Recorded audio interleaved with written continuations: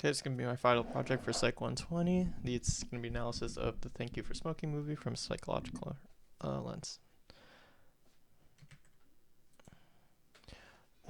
So a brief summary of the movie. It follows main character Nick Naylor. He's a big tobacco lobbyist. That's his occupation, and he's also a father. The story follows his struggle defending the industry. He'll face attacks by government and media, like anti-smoking propaganda ads, or campaigns more like, physical threats and bodily harm from just various anti-smoking individuals. And basically, the movie is a satirical comedy, kind of rotating around Nick Naylor's struggle to kind of justify how tobacco isn't awful, I guess, basically deadly, and balancing the fact that he knows that that's not right with trying to raise his son the right way because he is a father and he's trying to actually raise his son in a way he sees fit. So this deals with cognitive dissonance. It's my first psychological concept. The first thing we have to know about is self-esteem, and that's the overall opinion of one's own self. And it is in our best interest to think well of oneself. Obviously, no one wants to think they're a terrible person, and most people will do what it takes to try to keep that higher self-esteem. So that could be like just doing good deeds, and avoiding doing bad deeds. That's probably something that people will do both of those in tandem, and that will probably maintain one's own self-esteem. So cognitive dissonance is a state of mind in which one acts in a contradiction to one's own values, beliefs, or morals. This goes in hand with self-esteem. So if we have cognitive dissonance, it might lower our self-esteem if we could acknowledge that we're not kind of acting in accordance with either our values, beliefs, or morals. So it's in our best interest to try to resolve cognitive dissonance so that we can carry on having a higher self-esteem. An example here that I've put up on the right is an environmentalist who flies private jets every day, causing a substantial increase in carbon emissions. So yeah, carbon emissions not good for the planet, and just put out a lot of that. So the interview scene is with Heather Holloway, who's off screen, and Nick himself.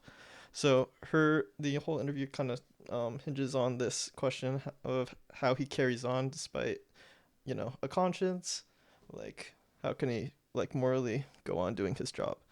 So his answer to this moral question is the pivotal quote, "Everyone's got a mortgage to pay." This is actually a really iconic quote and tells a lot about his character.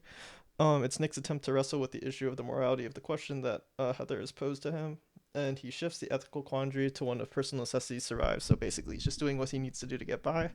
So he intends to resolve the cognitive dissonance through an external justification. He doesn't look inwards towards himself, but says, "Hey, I need to, it's the world that's being tough. It's not my wrongdoing. I just need to do this, basically, to get by."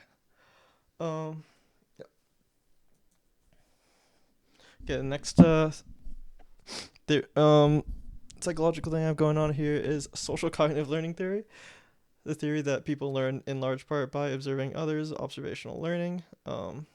So it's going to be the Albert Binder's Boba doll study here on the right. It's going to be children kind of beating up a doll after watching adults do it. You can see children watching adults aggress on a blow up doll. I think the study revolves around adults kind of like beating dolls. They have different adults beating them in different ways, like sometimes with a hammer, sometimes just with their fists, pushing it around. These children will imitate the violent behavior against that doll once they're come into the room with the doll. They're alone. And this effect is actually more prominent when coming from a place of respect, their parent, their teacher, role model, etc., someone that they view with high respect. Yeah.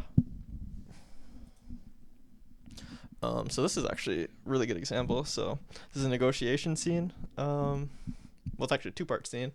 It's the essay scene and the negotiation scene. The first scene is going to be Nick with his son, Joey.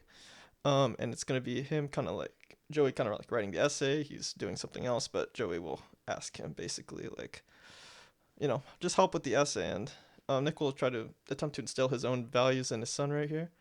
Certain ideas about rhetoric into Joey. And one of the important quotes is, "If you argue correctly, you're never wrong," which kind of ties into a way that Nick also copes with his job as a big tobacco executive and lobbyist.